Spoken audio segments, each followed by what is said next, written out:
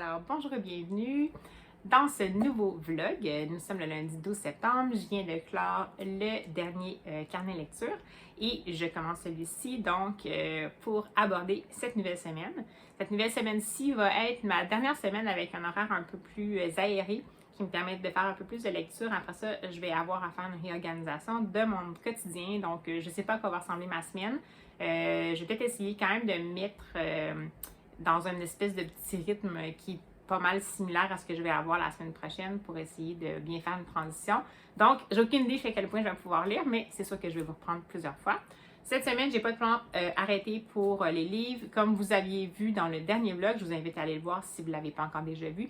J'ai fait une petite saucette à la bibliothèque en allant chercher plein de livres dont j'avais entendu parler dans des vlogs, de gens qui m'avaient suggéré, de la rentrée littéraire et tout ça. Puis je les ai apportés pour avoir une foison de livres à portée de main si jamais, pour que vraiment je suive l'élan de mon cœur du moment. Donc, j'ai pas de plan arrêté. Je sais que j'ai reçu un avis comme quoi j'avais une réservation qui était arrivée à la Bibli. C'est une suite de séries. Donc, je vais vous la présenter quand je vais aller la récupérer.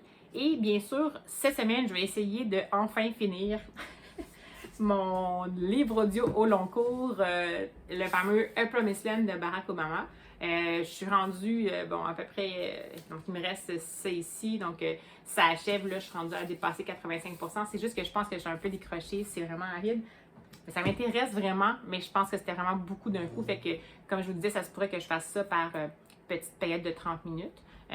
Puis sinon, ben, ça se peut que je me lance vers le fameux Agatha Christie, The Man in the Brown Suit, qui est un de ses romans. Il n'y a ni un Miss Marple ni un Hercule Poirot. C'est Anne Bedingfield, qui est une femme qui va être témoin d'une mort accidentelle dans le métro à Londres, puis qui va remarquer qu'il y a un homme avec un complet marron qui va comme fuir la scène. Puis ça va l'intriguer, puis elle va se dire c'est un peu louche, puis elle va un petit peu suivre cette piste-là.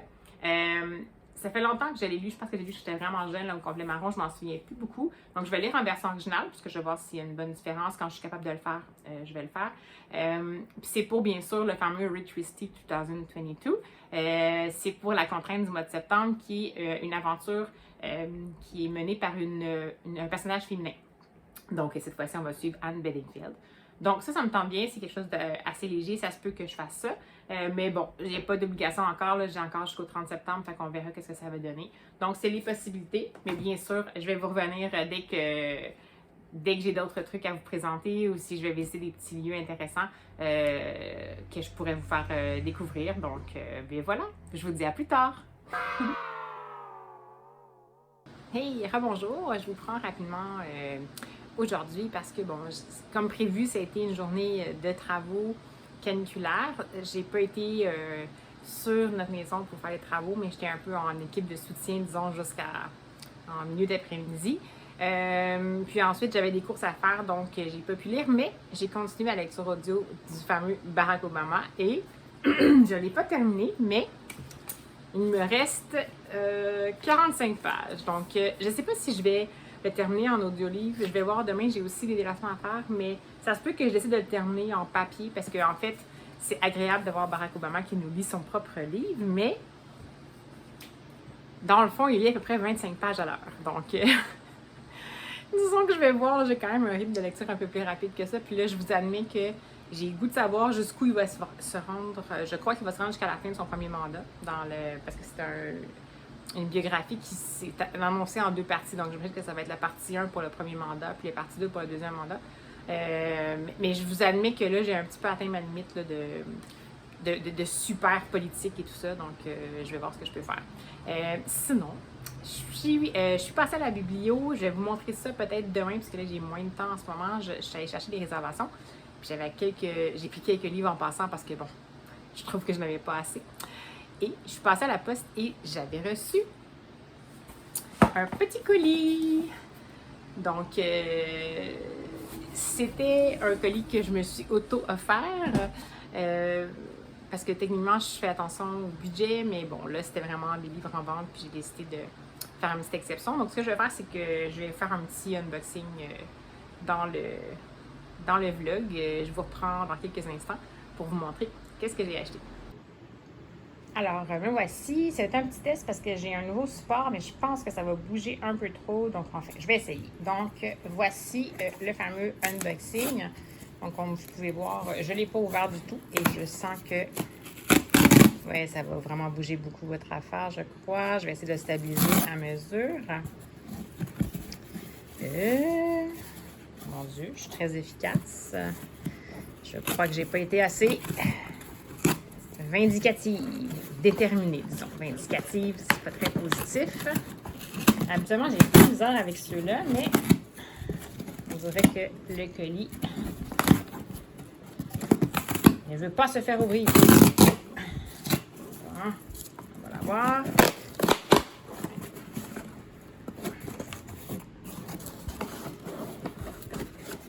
Définitivement, désolée pour le petit sursaut. OK. Alors, on va stabiliser pour l'ouverture. Alors, c'était... Oh, non, il me manque encore un côté. Bon. Alors, c'était des livres que j'avais notés depuis un petit moment, que j'avais vu passer sur les réseaux, qui m'intriguaient vraiment. Alors, tout d'abord, bon, ben vous le voyez.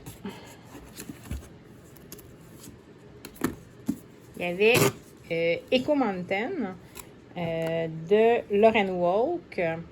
Et puis, je vais vous les remontrer un peu mieux après.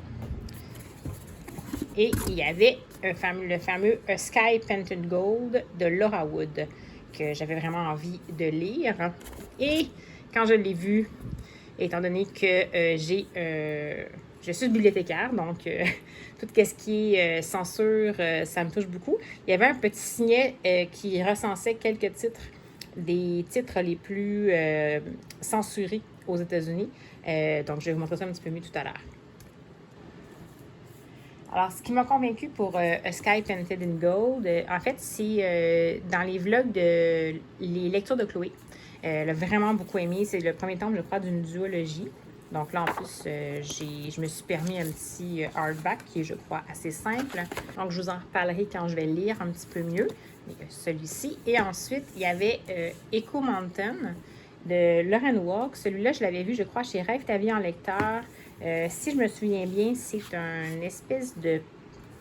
Je ne sais pas si c'est de la science-fiction, c'est du fantasy, mais dans le fond, ça ressemble être un petit peu une espèce d'Uchronie. Dans le fond, c'est pendant la Grande Dépression, il y a des gens qui vont devoir fuir leur village et monter dans Echo Mountain pour essayer de survivre. Je ne sais pas si c'est basé sur un vrai fait ou pas. Donc, je vais regarder un peu plus à ce sujet d'informations, puis je vais vous revenir si je le lis. Et enfin, le petit signet pour... qui est en plastique, en fait. Oh, j'avais pas vu qu'à l'arrière, c'était également là, en inversé. C'est super intéressant. Donc, c'est d'autres titres, finalement. Donc, je sais pas si vous le voyez bien, mais il est comme un petit peu... il y a une petite texture. Il est texturé à l'avant, puis à l'arrière, il est tout lisse. Donc, j'aime beaucoup. Vraiment beau. Tous les signets de la compagnie Out of Print, quand je les croise, je me prive pas. Donc, voilà pour le petit unboxing.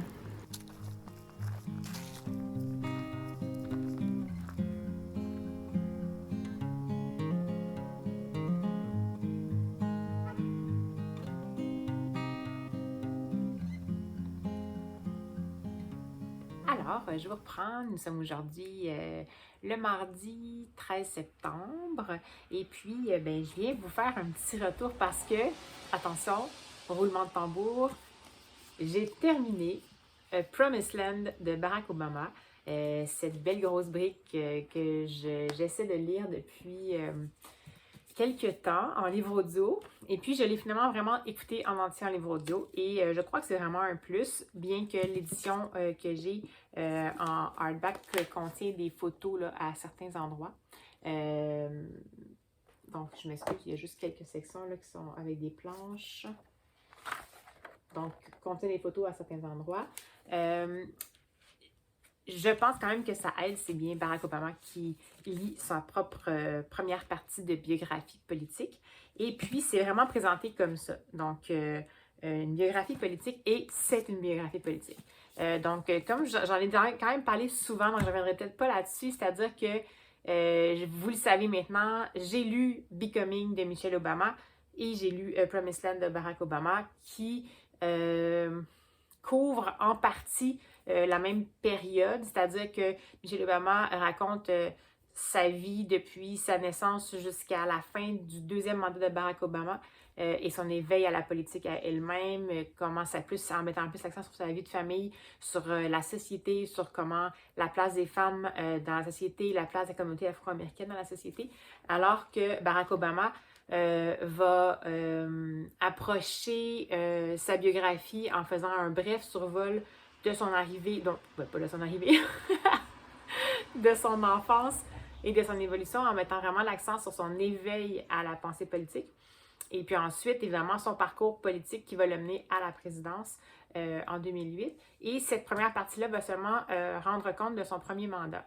Et ça reste quand même un compte-rendu relativement systématique de ce qui s'est passé dans le premier mandat de Barack Obama. Il y avait quand même beaucoup de choses à gérer. Là, il y a eu la grosse récession qu'il y a eu vraiment à gérer efficacement, à trouver des solutions pour essayer de faire en sorte que l'économie ne sombre pas, que le peuple américain souffre le moins possible. Il était encore à ce moment-là en Irak, le pays est encore en Irak avec les soldats, ont dû s'installer en Afghanistan, ont dû intervenir en Libye. Bref, au niveau de la politique mondiale aussi, c'était assez occupé, ce qui fait que également, il y avait une grosse résistance du Parti républicain au projet de Barack Obama, dont le fameux Obamacare, qui avait été appelé Obamacare par ses opposants, qui était une possibilité d'avoir accès à des soins de santé abordables pour tous. Pour nous autres, au Québec, Canada, ça nous semble une évidence, mais aux États-Unis, c'est vraiment pas, c'est pas comme ça. Il y a des gens qui vont pas se faire soigner faute de moyens, donc c'est vraiment quelque chose. Donc, c'est super intéressant et enrichissant. Par contre, je crois que le 700 pages de la biographie, ça vaut vraiment la peine de la lire par petite dose, à moins que vous soyez vraiment quelqu'un qui étudie en relations internationales. Là. À ce moment-là, c'est votre lecture quotidienne, là, mais pour le grand public, je pense que ça vaut la peine de le lire plus à petite dose. Contrairement à celui de Michelle Obama, qui était vraiment plus justement grand public, donc n'importe qui pouvait vraiment trouver quelque chose pour s'accrocher et tout ça, alors que celui-ci, il faut vraiment avoir un intérêt fort pour la politique. J'en ai un, et je suis une grande lectrice, mais j'ai quand même trouvé que le dernier tiers, pour moi, était quand même aride. Est-ce que j'aurais dû l'étaler sur plus longtemps? Peut-être. J'ai comme fait une espèce de... pas de blitz. J'ai décidé de le lire et tout ça. Puis j'étais quand même intéressée, ce qui fait que j'ai voulu faire avancer. Mais je pense que si je l'avais lu vraiment en papier, ce que j'aurais fait, c'est que je l'aurais éventuellement comme posé sur ma table de nuit, puis j'aurais lu quelques pages de temps en temps entre d'autres lectures.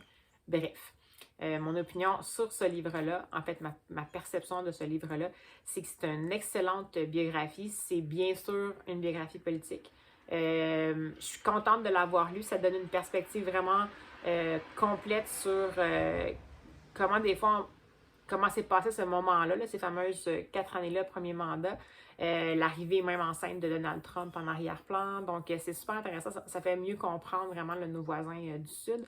Et aussi vraiment la dynamique de les gens qui vont en politique, des fois, même si c'est pour des bonnes raisons, c'est-à-dire pour aider les gens, pour changer les choses, ça reste une grosse machine, puis c'est pas toujours évident de mettre en place les choses qu'on voulait mettre en place rapidement ou même pas du tout en fait parce que ça reste quand même un art de compromis comme je l'avais déjà dit dans un vlog précédent, c'est-à-dire que on peut pas juste arriver avec nos idées puis les imposer comme ça. C'est une démocratie, c'est que tout le monde a droit à son opinion puis à son point de vue. Puis les votes sont faits de façon démocratique, donc voilà. Donc, très bonne lecture pour public averti dans le sens où ça demande vraiment un intérêt important, mais sinon, il n'y a pas rien de... Dans le fond, c'est quand même... C'est pas PG-13, là, mais c'est juste que ça reste quand même que je pense que quelqu'un qui n'aurait vraiment pas d'intérêt là-dessus, il va pas se sentir vraiment à la maison. Là, on n'est pas dans les petits détails de sa vie quotidienne. Il en parle de sa famille, comme quoi c'est important pour lui, mais le temps qu'il passe, c'est vraiment plus à décrire son équipe de travail à la Maison-Blanche, son équipe de travail avant, comment Michelle Obama l'a peut-être soutenu, mais mais il n'y a pas de détails un petit peu plus quotidiens dans cette biographie-là. Donc, très heureuse d'avoir lu ce livre-là. Comme je vous le confirme, de mon côté, ce genre d'essai biographique-là, pour moi, ça passe vraiment mieux en audio-livre. Je suis quand même quelqu'un d'auditif, fait qu'on dirait que quand c'est un peu plus aride, j'ai plus de facilité à vraiment bien en profiter si je l'entends que si je le vois. Donc, voilà. C'était l'aventure de Promised Land qui est maintenant chose du passé. Et ensuite, je vous avais dit que j'allais vous parler des livres que je suis allée chercher à la bibliothèque. Hier, j'avais un avis comme quoi j'avais un livre en réservation. En fait, j'en avais 2. Puis j'ai également pris 2 autres petits livres au passage parce que c'est bien difficile pour moi de m'empêcher d'en prendre. Donc, les livres que j'avais, c'était 2 suites de séries, en fait. Donc, le premier, c'est la série, le tome 2 de la série Elle, au pluriel. C'est publié chez Le Lombard et c'est de Aveline Stockard et Kid Toussaint. Donc, je vais vous montrer quelques plages pendant que, dans le fond, ça ressemble à ça un petit peu à l'intérieur. Et puis, pour ceux qui n'ont jamais découvert cette série-là, c'est intéressant, c'est original parce qu'on va suivre une héroïne. Elle s'appelle Ellie, ben en anglais, ou Elle. Enfin, je pense que c'est Ellie, son nom, E-L-L-E. Et puis, c'est une fille qui arrive dans un lycée. Un lycée. Et puis, elle a l'air comme ça, tout à fait ordinaire, mais au fil du premier tome, on réalise que c'est quelqu'un qui a plusieurs personnalités. Donc, 6 en fait. Donc, et puis, on le voit ici à l'arrière, là, il montre les couleurs différentes. Ça va être également utilisé dans la grille graphique pour nous dire, en fait, on a affaire à qui, comment ils vont faire pour passer d'une personnalité à l'autre. Le visage ne sera pas le même, le tempérament n'est pas le même et tout ça. Donc, évidemment, on va chercher à comprendre qu'est-ce qui fait qu'elle a 6 personnalités. Il y avait une piste par rapport à son passé. Donc, dans ce tome 2-là, on va aller un peu plus loin. J'admets que le tome 1, je l'ai lu, ça fait vraiment un petit moment. Je vais peut-être voir si je peux me le remprunter rapido en numérique parce qu'on dirait que là, j'ai perdu un petit peu le suspense du tome 1, à moins que je me lise un petit résumé révélateur pour ça. Je vais. Donc, celui-ci, je suis allée le récupérer à la Bibli. Ensuite, je suis très contente de celui-ci. J'ai le tome 4 de Stay Still. Ouais. Stand Still, Stay Silent. C'est chez Aquileos. Et c'est de... Mon Dieu, ils n'ont pas mis l'auteur. Un instant, je vais vous dire ça. Et c'est de... correction... C'est Mina Sundberg qui a fait ça. Je vais vous montrer quelques planches. Désolée pour la manipulation, c'est pas ma meilleure journée. Donc, celle-là, c'est une série. C'est de la science-fiction, en fait, c'est une dystopie. Ça se passe dans un futur proche sur la Terre et il y a eu une grosse épidémie. Ça vous dit quelque chose? Et dans le fond, on va être plusieurs dizaines d'années plus tard, après la grosse épidémie, où beaucoup de gens sont morts. Puis, les continents se sont un petit peu reformés, en tout cas en Europe. Il va y avoir comme des nouvelles associations de pays, puis ça va se être fait beaucoup en des gens qui ont été exposés au virus versus ceux qui n'ont pas été exposés au virus. Et puis, on va suivre, dans le fond, une troupe d'aventuriers qui va être composée de gens qui viennent de plusieurs de ces fameuses régions-là cloisonnées en suivant la pandémie. Puis ils vont être en quête là, pour un projet scientifique d'archives papier. Puis évidemment, ça ne sera pas quelque chose de facile à faire. Dans leur équipe, il va y avoir un ou deux, je crois, des membres qui n'a jamais été exposé au virus, ce qui fait qu'à chaque fois qu'il doit sortir, il doit mettre un masque pour être sûr de ne pas se faire contaminer. Il y a également, en fait, quand on est contaminé, il y a des bêtes, en fait, les animaux, il y en a qui ont été contaminés également et malheureusement, si on se fait attaquer par eux autres puis qu'on se fait mordre par eux, bien à ce moment-là, on peut contracter le virus puis c'est vraiment un virus qui est très virulent et tout ça.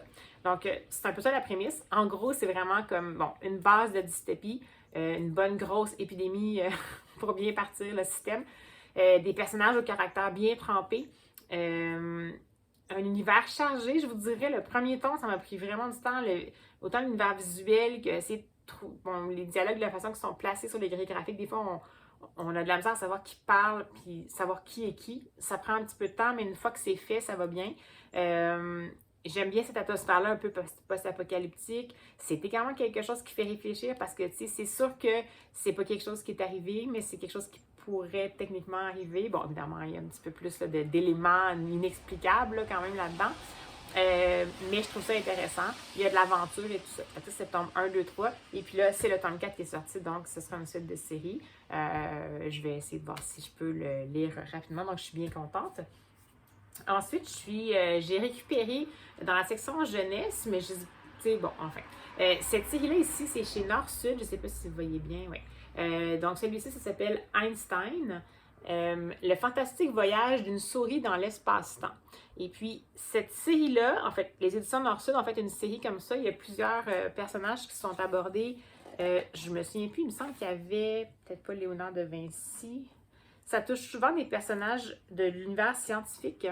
Puis, c'est toujours la prémisse de est-ce qu'une souris aurait pu contribuer à une découverte scientifique. Donc, on suit tout d'abord habituellement les pérégrinations d'une souris qui va vraiment voyager et tout ça, et qui va rencontrer habituellement un des personnages, Lindbergh, il y en avait un sur Lindbergh, je pense, un des personnages historiques mentionnés, puis qui va comme un peu contribuer à faire avancer les choses. Donc, vous voyez que c'est intéressant, il y a des grandes planches doubles, puis il y a aussi des planches avec du texte, un peu comme les albums, et celui que vous avez vu tout à l'heure avec beaucoup plus de texte. Donc, c'est souvent classé en album jeunesse, mais c'est plus comme un roman graphique, mais enfin bon, c'est pas grave. Donc ça, je l'ai mis là parce que ça m'intéressait. La quatrième de couverture, juste pour vous dire, je vais vous la lire. Et si une petite souris aventureuse et obstinée avait rencontré Albert Einstein? Est-ce que cela expliquerait comment Einstein a révolutionné la physique et notre représentation de l'espace et du temps? Donc, c'est ça la prémisse. Donc voilà, je vais le lire et puis je vous en reparlerai. Et enfin, j'ai trouvé cette espèce d'ovni-là encore dans les albums jeunesse. Je ne l'avais jamais vu passer du tout.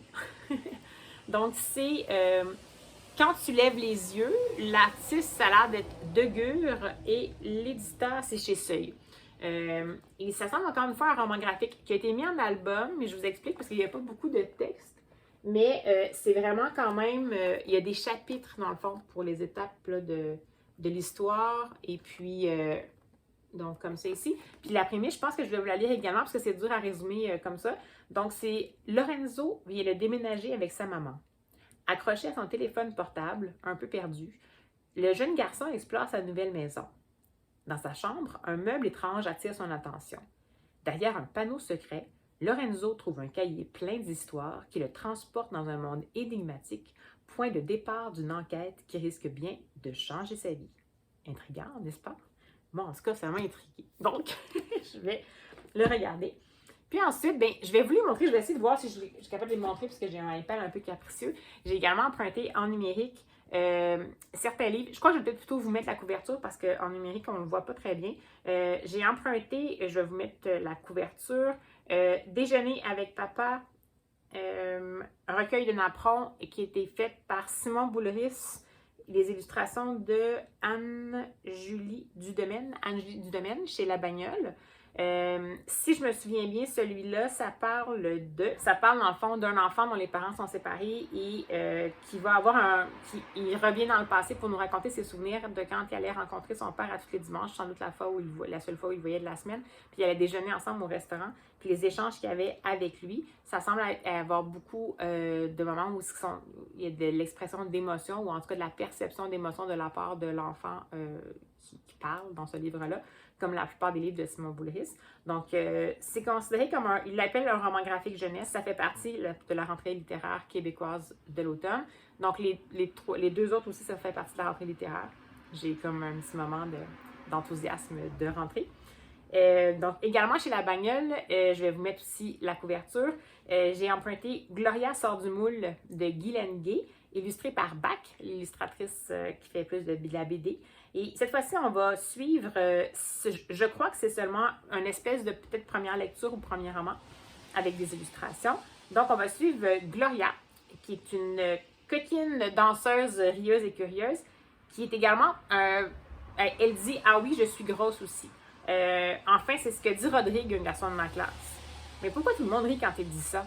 Parole de Gloria, je vais résoudre cette énigme. Donc, on voit ici l'enfant, la perception de l'enfant qui, dans le fond, fait rire d'elle à cause de, de son image corporelle. Et alors que cet enfant-là n'a pas l'air d'avoir de problématique du tout avec comment il se perçoit. Donc, ça semble vraiment intéressant. Guylaine Gay, absolument, sa plume est vraiment chouette. Elle avait fait les albums Clovis qui parlait, dont le héros était un de ses fils, qui souffre un des troubles du spectre de l'autisme. C'était vraiment intéressant. Donc, j'ai bien hâte de le découvrir également. Donc, toujours chez La Bagnole. Et ensuite, je vais vous mettre également la petite vignette ici. J'ai emprunté Il faut partir Casimir. Ben ça, peut-être que je vais pouvoir quand même vous montrer la couverture. De Virginie Beauregard chez La Courte Échelle. Et puis celui-là, dans le fond, c'est un enfant qui vit avec sa mère et ils reçoivent un jour une lettre qui leur dit qu'ils vont devoir, ils sont comme évincés en fait de leur logement, qu'ils vont devoir partir. Et, mais Casimir va décider c'est quelqu'un qui est un jeune enfant qui est créatif, qui est un peu inventeur. Puis ça dit, il est bien décidé à trouver un moyen de déconstruire ce malheur pour le transformer en bonheur. Donc, je crois que celui-là, c'est également un album, quand même, puisqu'il n'y a pas l'air d'avoir beaucoup de texte. Et puis vraiment, là encore là, ça va aborder, je crois, autant l'effet du déménagement. Ah, c'est vrai, j'avais oublié. C'est un roman en vers libre. Alors ça, c'est chouette. Donc, j'avais oublié. Je l'avais vu passer, j'avais noté pour ça, puis j'avais complètement oublié. Habituellement, quand c'est des histoires comme ça, ce que ça fait, c'est que c'est une histoire suivie. Puis, il y a plusieurs entrées qui vont faire avancer quand même l'histoire, mais qui sont présentées sous forme de vers libre, donc de poèmes en vers libre. Donc ça, j'aime vraiment beaucoup ça. Il y en a de plus en plus. Il y en a beaucoup chez La Courte Échelle également. Celui-là, ça semble quand même plus s'adresser à un public un peu plus jeune que ce qu'on fait habituellement comme collection de poésie jeunesse. Donc, voilà. Donc, vous avez vu la foison de livres que je suis allée chercher. Là, il va falloir que je me mette à lire. J'aurais pas le choix. Maintenant que j'ai terminé Promised Land, j'ai plus vraiment d'excuses. Je vais voir pour cette semaine. J'ai beaucoup de choses en tête.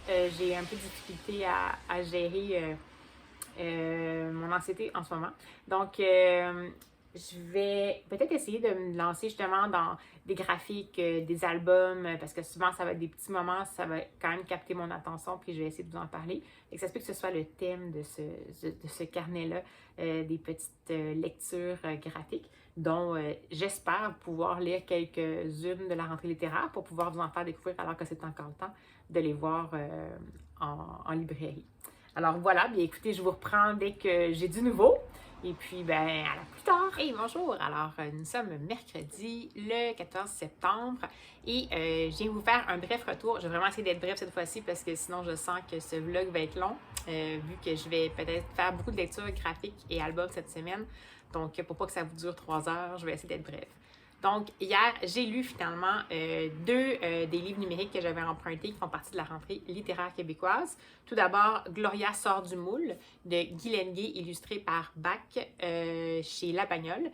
C'était un premier roman. Je vais vous mettre ici une petite capture d'écran pour que vous voyez un petit peu à quoi ça ressemble. C'est vraiment un premier roman, c'est excellent. Donc, je vous avais déjà parlé de la prémisse un petit peu plus tôt dans le vlog. On va vraiment suivre une jeune fille qui veut savoir pourquoi les autres trouvent ça drôle quand ils disent qu'elle est grosse, alors que pour elle, ça n'a jamais vraiment été un problème. C'est tellement fin, c'est dynamique, c'est pas en mode victimisation, c'est vraiment en mode je reprends le contrôle sur ma destinée. C'est humoristique, c'est positif, structure répétitive, donc pour les plus jeunes, ça va bien. C'est vraiment un coup de cœur total. Je pense que tout le monde devrait lire ça au primaire, puis les adultes aussi pour les parents. Je trouve que, bon, c'est sûr que ça reste une façon un petit peu cocasse d'aborder la situation, puis c'est peut-être un petit peu jovialiste, mais ça, je vous rappelle que c'est un premier roman. Donc, l'idée, c'est justement de faire en sorte que pour les enfants, ils ne partent pas avec des a priori nécessairement dans la vie, qui vont faire en sorte qu'ils vont perdre de leur estime de soi. C'est vraiment sublime. Donc, je vais vous laisser le découvrir vraiment un coup de cœur total pour ce petit roman québécois, premier roman jeunesse.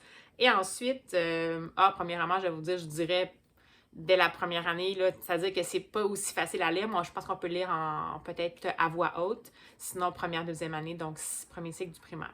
Excusez-moi. Ensuite, j'ai lu Il faut partir Casimir de Virginie Beauregard chez La Courte Échelle. Donc, celui-là, je vous en avais parlé aussi, c'est un roman en vers libre. Je vais également vous mettre une petite capture d'écran pour que vous voyez ce que je veux dire par vers libre. En gros, c'est simplement que on va raconter l'histoire, puis que la disposition du texte va être placée comme si c'était vraiment comme des poèmes, mais il n'y a pas nécessairement des rimes. C'est, dans le fond, l'accent est mis sur certaines sections par l'auteur, un peu comme un poème pour créer une espèce de dynamique. Mais sinon, c'est quand même une histoire suivie. Donc, ça aussi, c'était très touchant. Je ne sais pas si c'est un coup de cœur, mais c'est proche. En tout cas, c'est vraiment une excellente lecture. Encore une fois, je dirais que c'est un premier roman, mais peut-être un petit peu plus avancé que Gloria sort du moule. Je dirais peut-être deuxième, troisième année. Ça va aborder, bien entendu, des sujets pas évidents comme un déménagement forcé, donc une éviction, mais aussi comment, encore une fois, le jeune Casimir, qui est un inventeur puis un créatif, va décider devant un peu la détresse de sa mère, puis sa détresse à lui. Je pense qu'il assume beaucoup ses émotions quand même, c'est intéressant. De choisir de construire quelque chose qui peut être positif. C'est vraiment bien fait. On va y aborder, comme je vous dis, là, ces espèces de coups du destin-là quand ça arrive, mais aussi la force de la créativité, de l'amitié et tout ça. Donc, encore une fois, excellente lecture. C'est vraiment là, à un poil du coup de cœur. Là, la seule chose que je dirais, c'est j'ai peut-être trouvé un petit peu la présentation visuelle un petit peu aride. Il y avait quelques dessins, mais j'en aurais peut-être mis un petit peu plus. Mais c'est vraiment, sinon c'est mineur là, comme bémol, là, donc lancez-vous. Alors voilà le petit retour pour les deux lectures que j'ai faites hier et je vais continuer aujourd'hui sans doute dans le même ordre d'idées. À plus tard!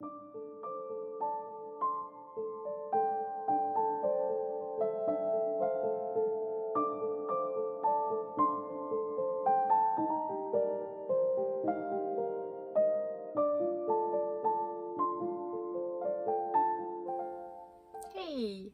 Alors bonjour, je vous fais un mini retour parce que j'ai reçu une super nouvelle tout à l'heure. J'ai reçu, comme vous allez pouvoir le voir ici potentiellement, 4 livres en réservation à la bibliothèque en même temps.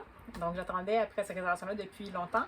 Puis je peux jamais savoir à quelle fréquence ils vont arriver en disponibilité. Et là, les 4 sont arrivés en même temps. Donc c'est super, je suis vraiment enthousiaste.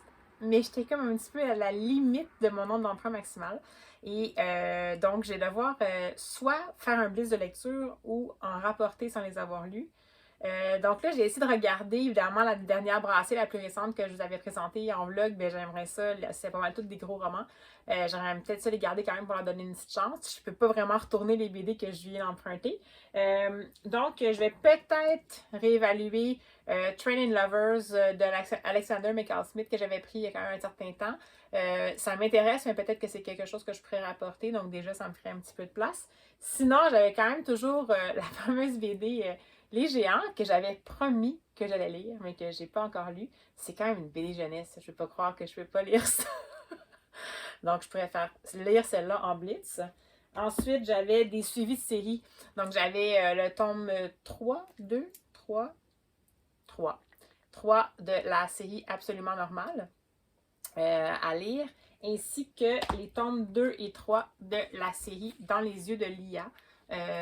Donc, voilà. Donc, c'est sûr que là, techniquement, ça me ferait 4 livres si je les lis tous en bloc, ou 5 si je rapporte en plus Trains and Lovers. Je peux aussi les rapporter sans les avoir lus, c'est pas grave. C'est juste que comme c'est des BD courtes, je trouverais ça dommage de ne pas les avoir lus puis de perdre mon opportunité ou mon engouement. En même temps, si je les ai pas lus, c'est peut-être parce que ça me fait pas tant envie en ce moment. Donc, on verra. Alors voilà, gros problème non grave de quelqu'un qui a accès à beaucoup de livres gratuitement. Donc, ben, je vous reviens. Vous allez voir, vous allez savoir déjà qu'est-ce qui va s'être passé. Mais je vais faire la décision, là, savoir si je fais un blitz ou pas, puis je vous reviens quand je peux. Alors, me revoici. Jamais 203 pour ce mercredi 14 septembre. Finalement, j'ai fait mon blitz de lecture de BD. Et tant mieux, c'était vraiment globalement une bonne expérience. Donc, je vais vous faire encore une fois des petits retours rapides pour éviter que ça s'étire en longueur. Alors, tout d'abord, j'ai lu finalement le fameux Les Géants, tome 1, Erin, de Liliane Drouin et Lorient chez Glénat. Donc, c'est un tome 1 d'une série qui semblerait indiquer une histoire en 6 tomes. Donc, voilà. C'était très bien. Dans le fond, je vais vous lire la 4e parce que je pense que c'est quand même assez clair. Donc, Les Géants. Originaires des quatre coins de la planète, des enfants dotés de capacités naturelles hors normes sont attirés par une force étrange. Répondant à cet appel, ils découvrent des créatures gigantesques et assistent à leur réveil. Alors, à l'arrière, là, sur la quatrième de couverture, on voit ici un personnage en couleur. Donc, dans celui-ci, on va suivre Erin et on va découvrir un des géants qui s'appelle Irso, qui est un géant comme de la nature et de la forêt. Et puis, ben, je vous en dis pas plus parce que, bon, c'est quand même quelque chose. Je vous dirais que c'est assez typique comme structure de BD jeunesse. Donc, on va y trouver un personnage principal qui est Erin, qui est orpheline, un peu un classique dans la situation. Un pouvoir magique qu'elle semble avoir, pas magique, mais une espèce de don qu'elle semble avoir. Le fameux géant, on le voit rapidement, donc c'est pas tant un spoiler, là, on voit que ça s'installe dès le départ de la BD. Donc Irso, qui est un espèce de gros géant un peu monstrueux qui habite dans la forêt puis qui a des pouvoirs pour faire pousser des choses et qui semble intimement lié à Erin. Donc ça, c'est comme la base. Et on comprend parce qu'il y a également en parallèle une équipe de chercheurs scientifiques qui ont l'air de s'intéresser à un autre type de géant au Groenland et qui recherchent Erin et tout ça. Donc, j'ai pas besoin de vous dire que ça sent pas bon pour la suite. Donc, l'aventure est au menu. On est vraiment quand même dans un univers qui est fantastique parce que c'est quand même des humains. C'est juste qu'il y a comme des créatures qui ont des pouvoirs surnaturels. Donc, c'est quand même intéressant. Le rythme était intéressant. Les personnages étaient attachants. Ça va pas très loin. Donc, c'est sûr que quand on voit un personnage par tome, je pense que c'est un petit peu en surface, mais c'est une bonne petite BD. Je vais sans doute tous les lire. Puis, je vous dirais que c'est du jeunesse, là. Je pense que... Bon, le monstre, c'est quand même un peu impressionnant, là. Je sais pas si je vais être capable de vous montrer des plages. Ouais, le monstre, c'est un petit peu impressionnant. Genre, peut-être que pour le premier cycle du primaire, ça dépend un peu. Là. Si l'enfant est capable de gérer un petit peu le monstre impressionnant, ça peut commencer peut-être dès 8 ans, mais dépendant de son niveau de sensibilité. Alors voilà pour les géants. Très bonne petite BD. Pas un coup de cœur, mais bonne petite BD. Ensuite, j'avais des suivis de séries et je me suis rendu compte que finalement, j'ai comme... c'était super! J'ai complété 2 séries de BD qui étaient des trilogies en fait, puis je ne savais pas que c'était des trilogies. Tout d'abord, on va rester dans les pouvoirs surnaturels. J'ai lu le tome 3 de Absolument Normal de Kid Toussaint. Je crois que les illustrations, c'est Martucciello et Pizzetti. C'est publié chez Dupuis. Ça aussi, c'est une trilogie. Cette fois-ci, on va suivre des jeunes. Je vais vous lire aussi la 4e parce que je pense que ça va être moins compliqué. Tout le monde a des pouvoirs. Tout le monde peut voler, briser un rocher à main nue ou courir comme souffle le vent. Tout le monde? Sauf Cosmo. Cosmo est absolument normal et va devoir s'adapter à ce monde hostile, à moins qu'il y ait un autre monde quelque part adapté à lui. Donc, la prémisse, c'est ça. Je vous dirais que cette trilogie-là, elle avait une prémisse intéressante, c'est-à-dire qu'on est dans un monde, bon, c'est du fantasy dans le fond, ben, ou peut-être de la science-fiction, c'est un monde où les humains ont muté parce qu'ils ne se sont pas occupés de la planète, puis les humains ont muté, puis ils ont des pouvoirs magiques, ben pas magiques, mais spéciaux, qui apparaissent dès l'enfance. Puis on est dans une société où tout le monde a des pouvoirs spéciaux, et Cosmo, qui est dans une famille avec une sœur qui a des pouvoirs spéciaux, des petits frères et sœurs qui ont des pouvoirs spéciaux, des parents aussi, lui, il n'en a aucun. Donc, la prémisse, ça va être qu'il est différent dès le départ parce qu'il est normal. Et il va être envoyé dans une école de redressement pour les gens qui sont normaux pour faire surgir leur pouvoir. Et dès le tome 1, on va tomber dans, évidemment, dans cette école-là, il se passe des choses vraiment pas chouettes. Ça semble être sous l'égide du gouvernement, on sent qu'il y a des complots. Les enfants sont vraiment maltraités. D'ailleurs, c'est la BD jeunesse. Puis, pour avoir travaillé en bibliothèque, je peux vous dire qu'on ne savait pas où la mettre. Comme vous pouvez voir, je vais vous montrer quelques planches. Là, les dessins sont très... juvénile, joyeux et tout ça. Mais dans le tome 1, quand on suivait les jeunes dans l'espèce d'école, ça évoquait quasiment l'Holocauste. C'était quasiment au niveau du traitement des Juifs pendant la Deuxième Guerre mondiale par les Allemands. En fait, pas les Allemands, par l'Allemagne nazie. Puis c'est vraiment quelque chose. Donc, je pense que certaines bibliothèques l'ont passé en ado. D'ailleurs, celle-là aussi, ils l'ont mis en ado. en raison de ce tome-là, tome 1-là. Ensuite, le tome 2 et 3, ça se rétablit, c'est-à-dire qu'il y a encore, évidemment, que je vous en dirai pas trop pour que vous ayez quand même des surprises si vous voulez la découvrir. Mais évidemment, on va se rendre compte que Cosmo, ben, il va essayer de tout faire pour pas rester enfermé dans cette école-là. Il va avoir des prises de conscience, des amitiés qui vont se faire avec des gens qui sont normaux comme lui, des aventures, encore une fois, la fuite de gens qui veulent le faire taire et tout ça. Donc, ça va se poursuivre sur 3 tomes. Et puis, ça va se rétablir, comme je vous dis, le niveau de peut-être violence là, va se rétablir un petit peu dans les tomes 2 et 3. C'est une série qui a une bonne prémisse, mais j'ai l'impression qu'elle aurait comme dû être en 6 tomes. Un peu comme peut-être les Légiens, là. Parce que là, on dirait que dans le premier, ils ont pris beaucoup de temps pour mettre les choses en place. Là, ça déboule. Après ça, dans le tome 2, ça déboule dans tous les sens. Puis dans le tome 3, il y a énormément de choses qui doivent se boucler. Puis la fin est comme un petit peu... Enfin, la fin, j'ai beaucoup de bémols par rapport à cette fin-là. Puis je trouve ça dommage parce qu'il y a vraiment un gros travail par rapport au personnage qui a été fait. Puis c'est comme si ça avait été bouclé un peu trop rapidement. Pourtant, je suis pas Madame série longue, mais là, on dirait que pour celle-là, peut-être pas 6 tomes, mais peut-être qu'on aurait pu faire ça en 4 tomes ou en 5 tomes, juste pour prendre le temps de bien développer les choses. Puis l'autre chose qui m'a dérangée vraiment, c'est que les dessins m'ont tellement pas accroché. C'est dommage parce que Kid Toussaint, l'auteur, le scénariste, c'est quelqu'un qui fait vraiment des bonnes séries BD. Puis là, c'était même dans le tome 3, c'est des dessins, je crois, qui sont faits à l'ordinateur, mais c'était quasiment pas fait avec peu de soin. Des fois, on voit comme un peu des lignes floues. Donc, j'ai trouvé ça un peu dommage parce que c'était quand même une bonne idée. Fait que celui-là, je suis vraiment très mitigée, cette série-là. C'est-à-dire que je pense que en même temps, je suis une adulte. Fait que peut-être que si j'avais l'âge, j'étais jeune puis je le lisais, je prendrais moins conscience peut-être justement par rapport au visuel. Puis je serais quand même emballée par l'histoire. Puis ça reste une bonne idée parce que dans le fond, le héros, c'est un être normal parmi des êtres différents. Donc c'est encore une fois renversé les situations qu'on peut voir dans une société actuellement. Donc la réflexion était intéressante, mais la manière dont ça a été finalement développé, ça m'a moins plu. Donc, voilà pour Absolument Normal. Et ensuite, j'ai terminé la série Dans les yeux de Lia. Donc, tome 2 et 3. Celui-là aussi, c'était une trilogie. Et ça, c'est de... Je ne sais pas si je prononce son nom comme il faut. Kuna, mais je crois que c'est Carbone. Ouais. Je crois que le scénariste, c'est Carbone. Puis c'est illustré par Kuna. C'est chez Dupuis. Donc ça, j'ai vraiment beaucoup aimé. Ça aussi, c'était plus, je vais montrer quelques planches, mais c'est plus des planches utilitaires, je dirais. Il y a un style intéressant, un petit peu, un aura un peu, c'est très stylisé. Celui-là, voyez-vous, je crois que ce sont des dessins peut-être sur l'ordinateur, mais ça a quand même une âme, on dirait. Donc, voilà.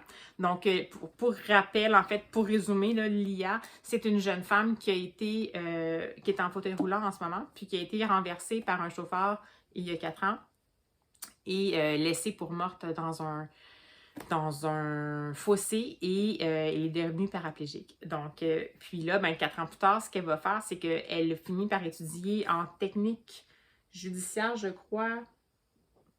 Enfin, elle étudie en droit en ce moment, elle est encore étudiante, puis elle va faire un stage, elle va réussir à trouver la firme d'avocats qui a comme traité la situation, donc pas le procès, parce qu'il n'y a pas eu de procès suivant l'accident qu'elle a subi.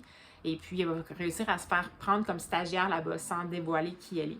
Puis, dans le fond, ce qu'on va suivre autour des 3 tomes, c'est son enquête. Donc, l'enquête qu'elle va mener avec son meilleur ami Antoine, des collègues avec elle, des complicités, des bonnes complicités dans la fameuse firme d'avocats au sein de laquelle elle est stagiaire. Puis, c'est vraiment bien mené.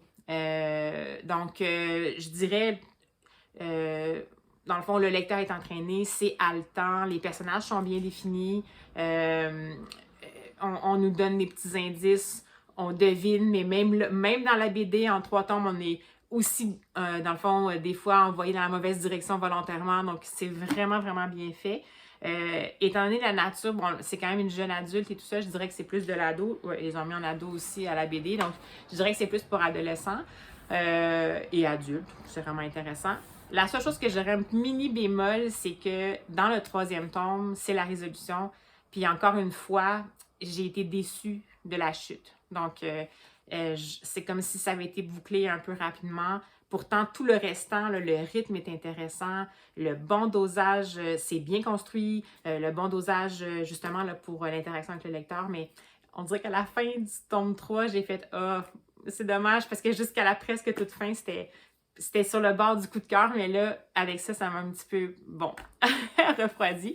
Mais ça reste une bonne série, donc si vous voulez les lire dans les yeux de l'IA, c'est une série en 3 tomes de BD pour ados.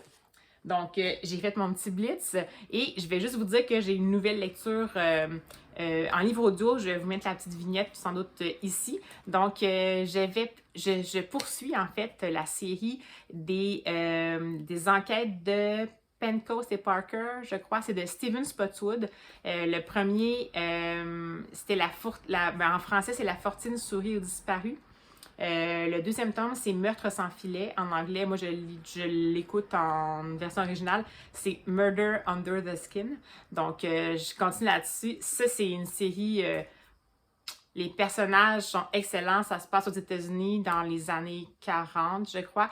Et on va suivre une détective privée qui est très réputée, malgré le fait qu'elle est une femme dans un milieu où c'était peu reconnu. Et elle va recruter Will, qui était une orpheline qui avait été recrutée par un cirque et qui va finir par être embauchée pour travailler avec cette détective privée-là. Et leur relation est excellente, les enquêtes sont vraiment pleines de rebondissements. J'aime vraiment beaucoup le développement des personnages. C'est pas... ils ont une belle richesse, ils ont une belle profondeur.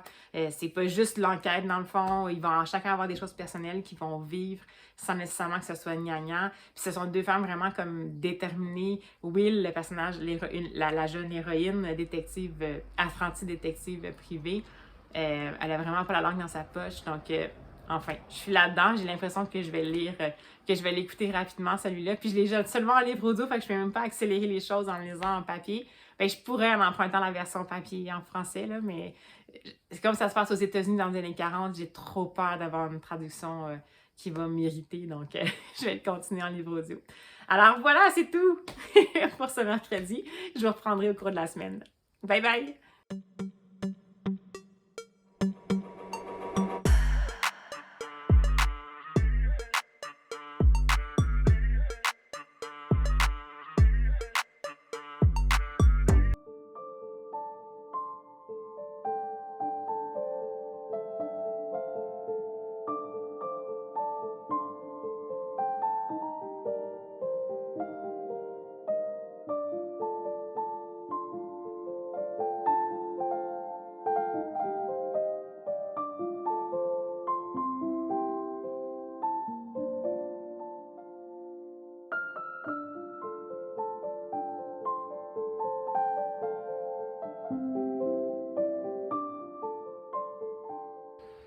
Alors, me revoici en direct de ma cour avec pas trop de vent, un peu de bruit de fond, mais pas trop de bruit de travaux. Alors, j'espère que vous allez bien m'entendre.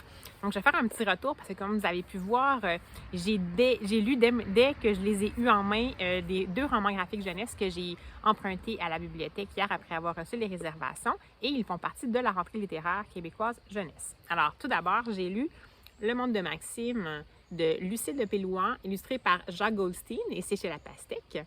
Donc, dans Le monde de Maxime, on va suivre Maxime, qui est une jeune fille qui est un petit peu dans sa bulle, qui adore lire, qui n'a pas de facilité à interagir avec les autres et qui adore les chats.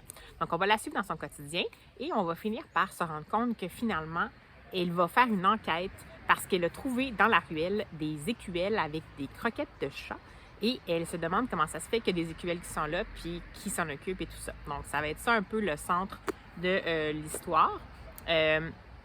D'emblée, je peux vous dire que j'ai adoré l'univers visuel de Jacques Goldstein. C'est toujours aussi tendre, délicat, en même temps rempli de détails. Ça raconte une histoire en soi. En fait, c'est comme une narration parallèle. En ce qui concerne l'histoire elle-même par Lucille de Pélouan, j'ai eu un petit bémol, c'est-à-dire que je trouve qu'il y a un petit problème de rythme. Donc, comme je vous ai parlé tout à l'heure, la fameuse quête de Maxime, qui est une quête double quand même, parce que sa quête, c'est pas juste de savoir qui met les croquettes dans les écuelles dans la ruelle, mais c'est aussi de savoir comment elle peut finalement en venir à interagir avec le monde. Mais ça arrive seulement comme à la moitié du roman graphique. Donc, la mise en place est très longue pour un livre qui s'adresse quand même à un jeune public. Et ça m'a... Bon, moi, je suis une adulte, fait que c'est correct. J'ai adoré quand même contempler son quotidien, puis mieux comprendre le personnage, c'est quoi son contexte à elle et tout ça. Mais en même temps, j'ai comme trouvé que c'est comme si ça explorait trop de pistes en même temps. Puis là, finalement, à la fin, on finit par se remettre directement sur celle qui est la quête principale, qui semble être celle de savoir qu'est-ce qui se passe avec les écuelles, avec les croquettes de chat. Et on dirait que ça m'a... J'ai trouvé ça un peu dommage parce que ça aurait été bien soit qu'on suive plutôt le quotidien de la fameuse Maxime qui est quand même singulière, parce qu'elle a de la misère à interagir avec tout, en même temps elle adore lire et tout ça, ou qu'on en fasse comme une enquêtrice, enquêteuse, je pense. Bref, qu'on en fasse une enquêteuse informelle, vraiment qui se concentre sur les fameuses problématiques des QL des chats. Là, les deux ensemble, je comprends pourquoi ils ont été mis ensemble, mais on dirait que ça allait dans trop de directions à la fois. Cela dit, c'est quand même une excellente lecture. Je pense que c'est le fun à découvrir en famille. Et puis, comme je vous dis, l'univers de Jacques Goldstein, c'est parfait. C'est même à la limite, je pense qu'on peut passer tellement de temps juste à essayer de voir tous les détails qu'il y a dans les illustrations puis ce que ça raconte comme histoire. Donc, quand même, malgré tout, une lecture que je recommande. Je vous dirais que je mettrais ça peut-être premier, deuxième cycle du primaire, dans le sens où, en raison du sujet, parce que c'est quand même une intrigue qui est assez simple. Par contre, c'est très long, donc ça demande vraiment quelqu'un qui a de l'attention longtemps, à moins que ce soit une lecture que ça fait à voix haute en plusieurs fois. Là, peut-être que ça peut aller un peu plus jeune, mais je dirais peut-être pas plus que le deuxième cycle du primaire. Étrangement, la copie que j'ai, c'est une copie de bibliothèque, ils l'ont mis en BD ado. Je vois pas trop qu'est-ce qui peut s'adresser à un ado là-dedans, mais bon, pourquoi pas, là? Moi, je suis une adulte puis je l'ai lu. Alors voilà pour Le Monde de Maxime. Ensuite, j'ai lu Déjeuner avec papa, recueil de napperons, c'est par Simon Boulris. C'est illustré par, j'oublie toujours son nom, Anne-Julie Dudemaine, et c'est chez La Bagnole. Donc, vous l'aviez vu, je l'avais présenté comme un des livres que j'avais emprunté en version numérique. Par contre, la version numérique, elle a vraiment une problématique. Je vais essayer de vous trouver une planche. C'est une planche pour laquelle la police des caractères, c'est vraiment comme une imitation de script écrit comme si c'était au crayon de bois ou à la crayon de cire. Ce qui fait qu'en numérisé, on dirait que c'était difficile à bien comprendre. Fait que là, ça avait donné que je l'avais réservé à la bibliothèque, j'avais complètement oublié. Puis ils m'ont en même temps contacté pour me dire que je l'avais reçu. Donc, j'étais bien heureuse, ça a bien tombé. Donc, dans celui-ci, on est dans un autre ordre d'idée. C'est-à-dire qu'on va suivre Gaspard, qui, à tous les dimanches, va aller faire un brunch avec son père dans un restaurant. Ils prennent toujours la même chose. Gaspard, c'est quelqu'un qui aime avoir des repères stables puis que ça ne change pas trop. Et puis, il voit son père le dimanche. Ils vont ensemble à le dimanche là parce que, bon, son père, il y a eu des changements dans leur vie récemment. Il y a eu une séparation des parents de Gaspard. Puis le papa de Gaspard a décidé de, dans le fond, faire son coming out. Puis il s'est mis en couple avec son amoureux, Hans. Donc, il y a ça qui se passe. Et si là, je vous révèle rien de spécial, ça arrive dès le départ, puis ça fait partie, dans le fond, du contexte du personnage principal. Et puis, au fil de l'histoire, on va comme suivre un peu comment Gaspard vit ça, comment il apprivoise la nouvelle personne qui est dans la vie de son père. Puis, c'est sûr qu'il y a aussi, ce qui est intéressant, c'est la relation père-fils, parce que son père, c'est pas quelqu'un qui parle beaucoup. Donc, c'est quelqu'un qui est vraiment à demi-mot. C'est quelqu'un qui est un mécanicien qui fait de l'entretien dans les manèges de parcs d'attractions. Donc, c'est spécial, c'est comme tout dans le non-dit.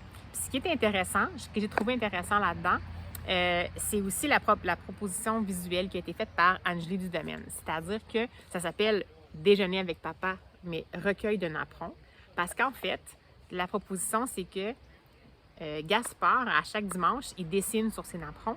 Puis ensuite, quand il revient à la maison, il les conserve. Quand il revient à la maison, il écrit dessus comme un peu son journal, son carnet de souvenirs de ces dimanches-là. Donc, ce qu'on voit, c'est des reproductions des napperons. Je m'excuse pour le son, c'est effrayant comment il y a de la circulation dans mon coin. Donc, des reproductions de napperons avec un rond de café et tout ça, avec le texte qui est écrit par le jeune héros. Donc ça, je trouve que c'est une proposition super intéressante au niveau visuel. Il y a même des dessins là, qui sont de personnages, puis on sent carrément qu'il y a un effort qui a été fait pour que ça soit vraiment comme si c'était un enfant qui dessinait. Je vous admets que... Je vais vous en montrer un. Moi, je vous admets que c'est moins mon genre. Donc, pour les personnages, ce que j'ai trouvé, c'est que c'est dommage parce que, bien, c'est sûr qu'un adulte peut essayer de dessiner comme un enfant, mais c'est là que j'ai senti que ça coinçait un petit peu. Mais sinon, la proposition visuelle d'Anne-Julie Dudomaine, qui est inextricablement liée avec la narration, parce que c'est ça l'histoire, en fait, parce que c'est le point de vue du personnage principal à travers son recueil de napperons qui raconte l'histoire. J'ai trouvé ça super intéressant parce que c'est un angle vraiment différent pour aborder la séparation, ainsi qu'une chute dramatique, bouleversante, dont je ne vous parlerai pas, mais qui est quelque chose quand même qui est un sujet qui est plus dur, qui va être incluse dans l'histoire et qui est abordé par ça. À cet effet-là, je vois que, étrangement, pour celui-ci à ma bibli, ça n'a pas été mis en ado, ça a été mis en jeunesse. Je vous dirais que pour celui-là, j'irais plus pour le 3e cycle du primaire, dans le sens où, oui, il y a la séparation, on pourrait penser que ça peut aller à plus jeune, mais il y a quand même un élément qui est plus dur à gérer, qui se passe aussi, et qui, je crois, demande un certain accompagnement. Donc, ça dépend peut-être des élèves ou des jeunes. Si l'enfant est capable de le prendre ou s'il y a un accompagnement, bien, ça se peut que ce soit bien correct.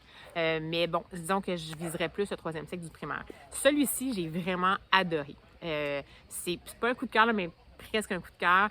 Très bonne proposition. Les sujets sont communs, mais je trouve que justement la structure du récit avec la chute à laquelle on ne s'attend pas, la proposition visuelle, comment ça parle de tout ça, je trouve que c'est vraiment excellent. Donc celui-là, vraiment, ne le manquez pas. Puis je crois quand même que celui-ci et Le Monde de Maxime, dans les deux cas, même si dans Le Monde de Maxime, j'ai un petit peu des bémols, ça reste des incontournables. Puis je pense que particulièrement pour les enseignants, parce que c'est vraiment des albums pour les grands ou enfin des albums pour faire la littérature, l'enseignement par la littérature jeunesse. Donc, je pense que c'est vraiment intéressant de les voir, 2 albums de la rentrée littéraire québécoise. Ensuite, moi, je poursuis toujours ma fameuse lecture du tome 2 des Pentecost and Parker Mysteries, puis en livre audio, puis c'est toujours aussi excellent. Je ne vous en parlerai pas plus maintenant parce que je vais vous en reparler à la fin. En même temps, c'est un tome 2, fait que tout ce que je peux vous dire, c'est ce que je vous avais introduit comme style au départ quand je vous ai présenté le livre que je lisais. Ça demeure, donc les personnages sont toujours aussi bien développés, une bonne évolution, une intrigue bien ficelée. J'ai aucune idée où ça s'en va, je sais pas du tout qui a fait quoi. L'héroïne Will a tellement de la verve, c'est tellement intéressant. Oui, ça se passe des années 40. En fait, fin des années 40 aux États-Unis, en même temps, puis c'est des femmes, mais crime, ils n'ont pas leur langue dans leur poche, puis en tout cas, excellent. Sinon, après, j'aimerais quand même ça, comme là, c'est quand même la fiction que j'ai en livre audio, c'est plus dur pour moi de me prendre un autre roman. Absolument, je ne lis pas de trucs en même temps, mais là, j'ai essayé de le faire. Puis là, je vais essayer de me prendre des trucs qui pourraient cohabiter harmonieusement avec ma fiction qui est prenante, dans le fond, de livre audio. Donc, je vais y aller peut-être avec... je m'excuse, je me signais. Donc, avec le Gaël Josse que je vous avais présenté dans un vlog précédent, c'est-à-dire c'est une femme en contre-jour. Et puis, c'est un roman de Gaël Josse qui aborde la vie de Viviane Meyer, qui est une photographe française qui a vécu aux États-Unis, qui a vraiment eu une vie particulière. Donc, j'étais déjà intriguée par ce personnage-là. C'est une petite plaquette, puis je crois que c'est comme une espèce de fiction biographique. Donc, ça, j'aimerais peut-être ça. Je pense que ça rentrerait pas trop en confrontation avec ma fiction livre audio. Ou alors, je pourrais découvrir j'ai enfin mis la main dessus, Les écailles de la mer l'été de Éric Metzger. Et dans ce cas-là, là, autant le Gaël Josse que le Éric Metzger, dans le fond, ces deux-là, c'est le festival Mademoiselle Lee, parce que c'est elle qui en avait parlé dans un de ses derniers vidéos YouTube, comme dans ses coups de cœur, je crois, là, de l'été. Peut-être pas celui-ci, mais c'était Gaël Josse en tant que tel. Elle disait que si on avait un Gaël Josse à lire, ce serait peut-être celui-ci. Puis celui-là, ça faisait partie de ses coups de cœur. Puis ça a l'air d'être un ovni littéraire qui se décrit pas vraiment bien. À l'arrière, à la 4e, ils disent « Loufoque, drôle, plein d'esprit et de charme, Les écailles de la mer l'été est une ode à la littérature.